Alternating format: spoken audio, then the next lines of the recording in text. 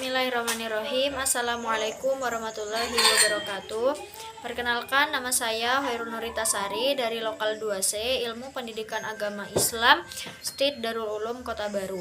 Pada kesempatan ini saya akan mempresentasikan tentang hadis maudhu atau hadis palsu guna untuk memenuhi tugas mata kuliah Ulumul Hadis dengan dosen pengampu Bapak Hilal Solihin SPDI MPD.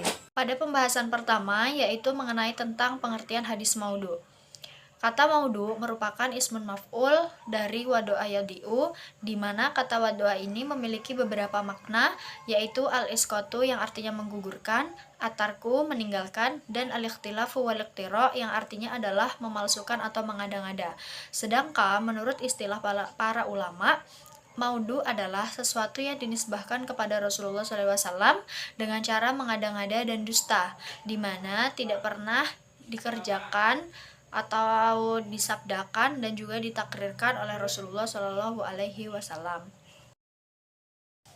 Pengertian hadis maudhu secara etimologi merupakan bentuk ismun maf'ul dari kata wado'a yadi'u yang artinya adalah yang disusun, dusta yang diada-adakan, dan yang diletakkan.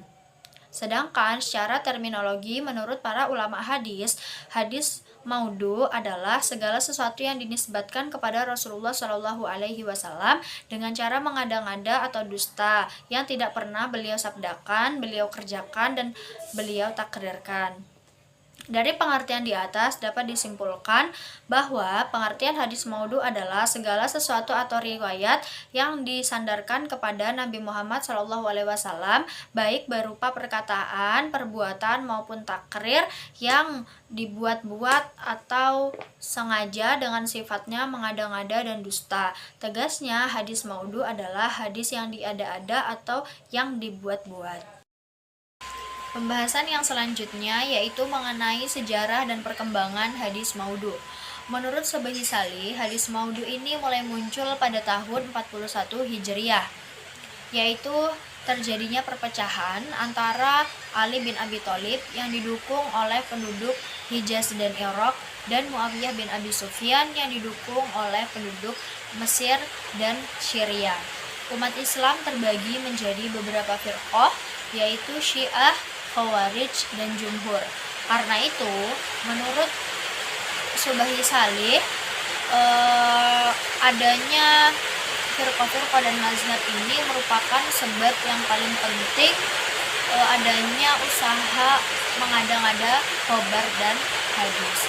Kemudian terjadinya pertikaian politik yang terjadi pada akhir masa pemerintahan Khalifah Utsman bin Affan dan Khalifah Ali bin Abi Thalib,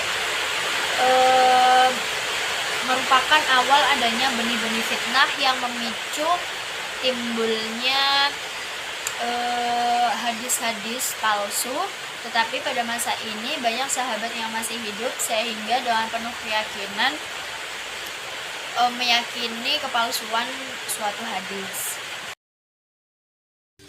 Kemudian para sahabat telah mengetahui bagaimana bahayanya hadis maudhu karena Nabi Muhammad SAW telah memberi ancaman keras kepada orang-orang yang berbohong atas nama beliau.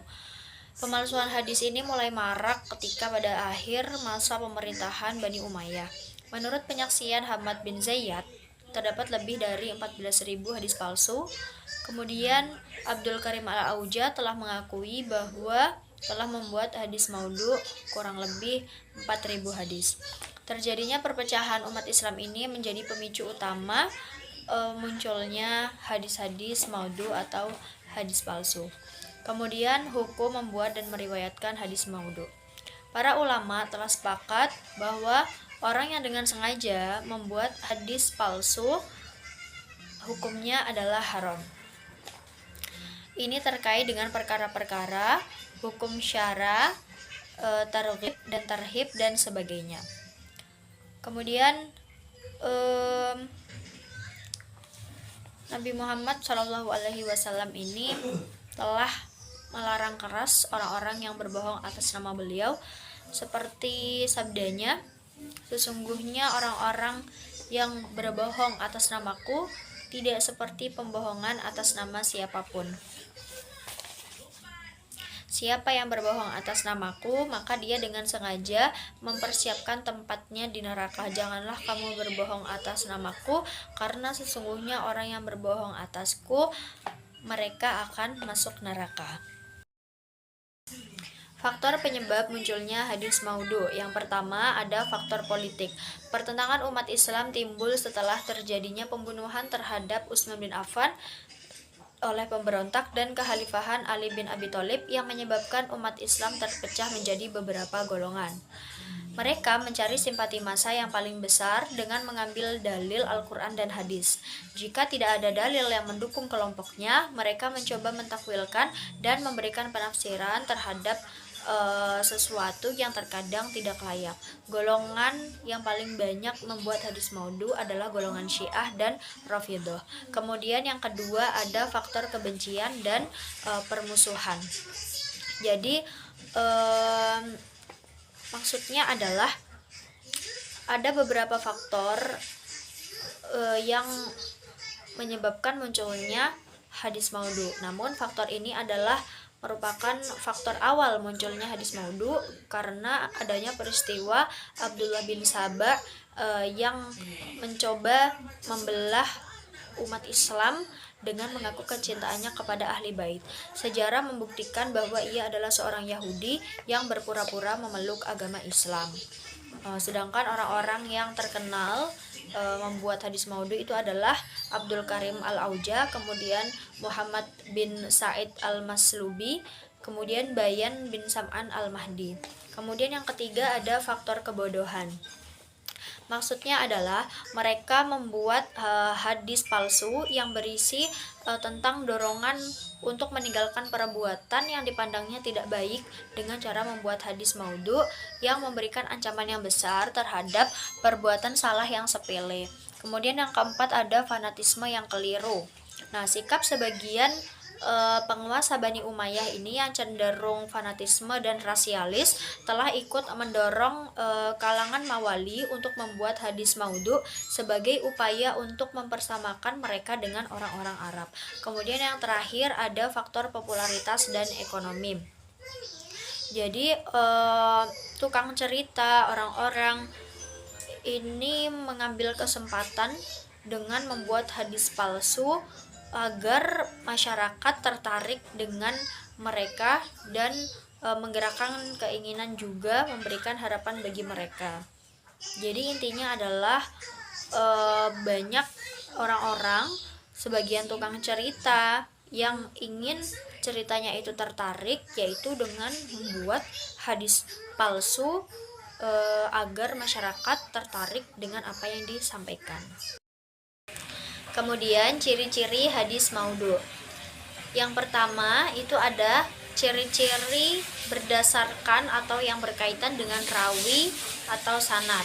Yang pertama adalah periwayatnya dikenal sebagai seorang pendusta dan tidak ada jalur lain yang periwayatnya thiqah meriwayatkan hadis tersebut.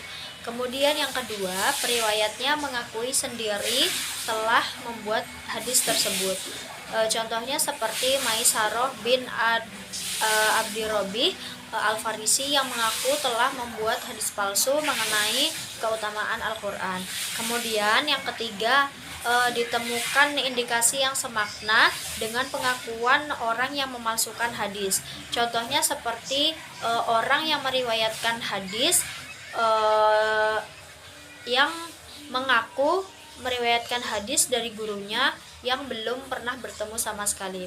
Kemudian yang kedua, ada ciri-ciri yang berkaitan dengan matan. Yang pertama adalah kerusakan makna atau keracunan redaksi. Kemudian yang kedua ada setelah diadakan penelitian terhadap suatu hadis, ternyata menurut para ahli hadis tidak terdapat dalam hafalan para rawi dan tidak terdapat dalam kitab-kitab hadis. Kemudian yang ketiga ada perkataan tersebut tidak ada sumbernya dan hadisnya menyalahi ketentuan-ketentuan yang telah ditetapkan seperti ketentuan akal, tidak dapat ditakwil, ditolak oleh perasaan, kejadian empiris dan fakta sejarah. Kemudian yang terakhir ada hadisnya bertentangan dengan ayat-ayat Al-Quran. Mustafa Zahri dalam memahami buku Kunci Memahami Mustalahul Hadis menjelaskan ciri-ciri hadis maudhu, yaitu yang pertama berlawanan dengan pendapat akal sehat. Contohnya manita khodadi kan abiyado lam yuqarribuhu syaitan, yang artinya siapa yang memelihara ayam putih niscaya tidak akan disekati setan. Kemudian yang kedua ada berlawanan dengan Al-Qur'anul Karim. Contohnya umur dunia itu 7.000 tahun dan sekarang sudah masuk ribuan ke-7. Hadis ini bertentangan dengan Al-Quran, surah Al-A'raf ayat 187. Kemudian yang ketiga berlawanan dengan sunnah atau hadis mutawatir. Kemudian yang keempat berlawanan dengan ijma yang disepakati para sahabat atau ulama. Contohnya la yadkhuluna ro kullaman yusamma Muhammad atau Ahmad. Artinya setiap orang yang bernama Muhammad atau Ahmad tidak akan masuk neraka. Akibat munculnya hadis maudhu yang pertama adalah menimbulkan dan mempertajam perpecahan di kalangan umat Islam. Akibatnya terjadilah saling menyerang dan merendahkan.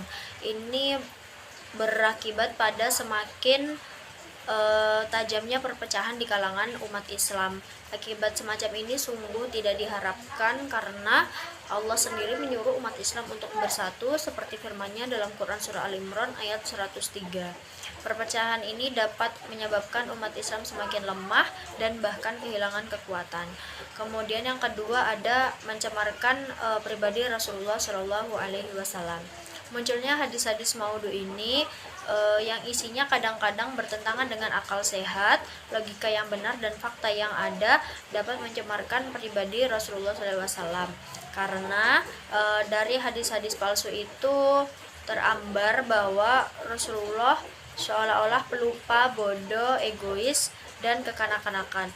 Hal ini sangat bertentangan dengan fakta pribadi Rasulullah yang sebenarnya.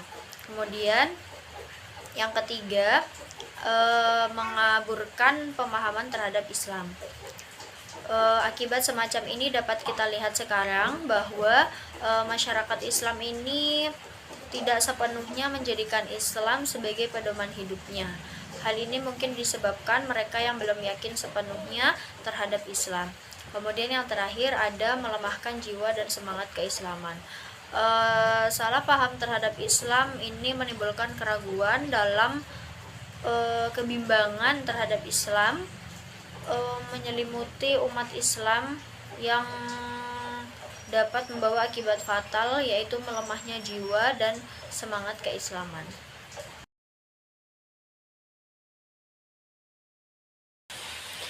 Mungkin hanya sekian yang dapat saya sampaikan. Semoga bermanfaat untuk kita semua.